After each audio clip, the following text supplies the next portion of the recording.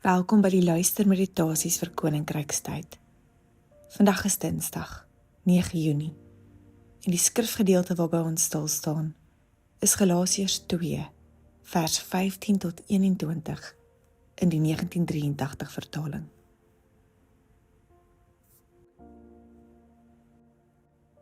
Kom tot rus in hierdie oomblik. Haal stadiger asem. En laat die stemme wat vir jou sê, jy moet meer wees, beter doen, harder probeer, vir 'n rukkie stil word.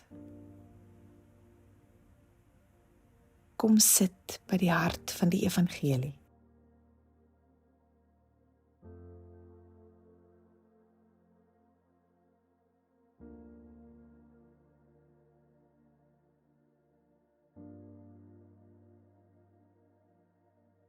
Die gedig waarin ek glo van Joffie Janse van Rensburg nooi ons uit om dieper die stilte in te sak. Vra jy my waaraan en waarin ek glo, dan vra jy ook of ek glo in 'n God wat in die hemel bly, om hoog van bo neersien op die mens om te beskik sy lot. Vra jy my wat ek glo van God omhoog, dan sê ek jou met heel my hart en gees, hy het neergedaal vanuit die hemelboog, te versoen my siel met hom, die heilig wees. Vra jy my of ek glo in sy wonderkrag, dan antwoord ek gewis en seker ja. Hy is die een wat in my siel vermag, die redding wat ek soek en wat ek vra. Vra jy my hoe ek dan so kan glo, getrou, dan sê ek dat hy woon hier in my hart, en het my weggeneem van smet en rou, en vrede gee in plaas van sonde smart. Vra jy my of ek glo dat hy ewig leef, dan vra jy of ek hom ken in sy krag. Hy het verrys vanuit die graf, hy leef, vaar na die hemelhoog, van waar ek hom verwag. Amen. Galasiërs 2 vers 15. Ons is Jode van geboorte en nie sondaars uit die heidene nie. En tog weet ons dat 'n mens nie van sonde vrygespreek word deur die wet van Moses te onderhou nie, maar alleen deur in Jesus Christus te glo. Ook ons het tot geloof in Christus Jesus gekom, en dit is hoe ons vrygespreek is, deur in Christus te glo en nie deur die wet te onderhou nie, want geen mens word vrygespreek op grond daarvan dat hy die wet onderhou nie. As uit ons soeke na vryspraak in Christus geblyk het, dat ons ook sondaars is, beteken dit dan dat Christus in diens van die sonde staan? Beslis nie.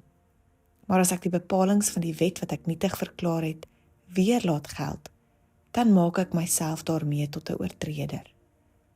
Maar wat my betref, deur die wet is ek vir die wet dood, sodat ek vir God kan lewe. Ek is saam met Christus gekruisig, en nou is dit nie meer ek wat lewe nie, maar Christus wat in my lewe. Die lewe wat ek nou nog hier leef, leef ek in die geloof in die Seun van God, wat sy liefde vir my bewys het, deur sy lewe vir my af te lê. Ek verwerp nie die genade van God nie. As 'n mens vrygespreek kon word, op grond daarvan dat hy die wet onderhou, sou dit immers beteken dat Christus verniet gesterwe het. In die briewe van Paulus, veral in die Galasiërsbrief, is Paulus nie net besig om argumente te maak nie, maar ook om te getuig. Die woorde is persoonlik. Nie meer net ons nie, maar ek. Ek leef nie meer nie, maar Christus leef in my. Hierdie is taal van oorgawe. Paulus het immers die lewe geken waarin mens jouself probeer bewys. Hy het geweet hoe dit voel om jou identiteit te bou op reg wees, goed genoeg wees, aanvaarbaar wees. Maar langs die pad het hy ontdek dat genade nie iets is wat verdien word nie. Dit word ontvang. Die kruis maak 'n einde aan die eindelose poging om jouself te regverdig. Dit is God se laaste woord wat sê, jy behoort. Jy is geliefd voordat jy presteer. Jy word gesien voordat jy slaag. Jy word genadiglik ontvang voordat jy enige iets kan teruggee. Paulus skryf van die seun wat hom lief gehad het en homself gegee het. Nie vir die wêreld nie, of vir die kerk of net nuwe gelowiges nie. Vir my. Die evangelie word regtig persoonlik, wanneer die woorde nie net 'n leerstelling is of 'n argument wat gevoer word nie, maar 'n tuiskoms. Daar waar ons ontdek dat die God van die heelal ons by die naam ken en dat die lewe van geloof nie gaan oor wat ons vir God doen nie, maar oor die lewe van Christus wat stadig binne ons elkeen vorm aanneem.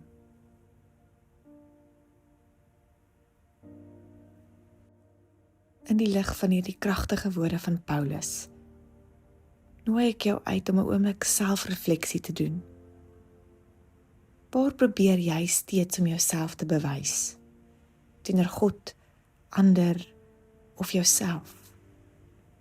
Wees eerlik hieroor in gebed.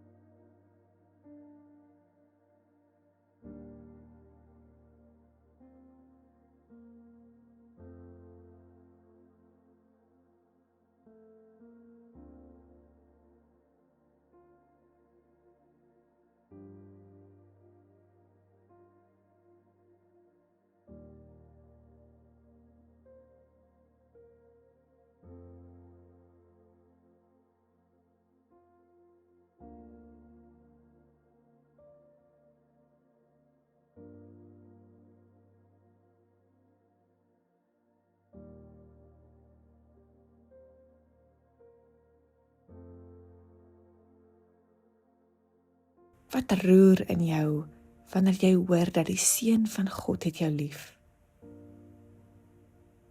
Hoe lyk jou lewe anders of kan dit anders lyk as jy werklik hierdie woorde glo?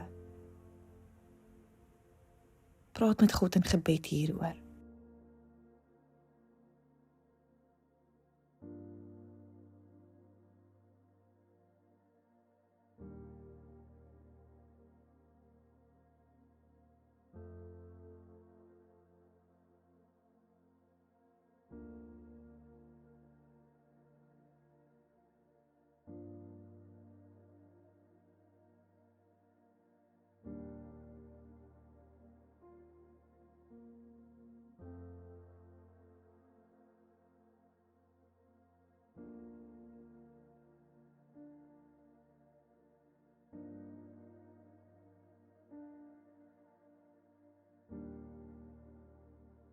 In die laaste oomblik van nadenke, nooi ek jou uit om jou eie lewe in oënskou te neem. Waar sien jy tekens dat Jesus se lewe besig is om in joune gestalte te kry? Dink hieroor na en bring jou dankbaarheid ook in gebed voor die Here.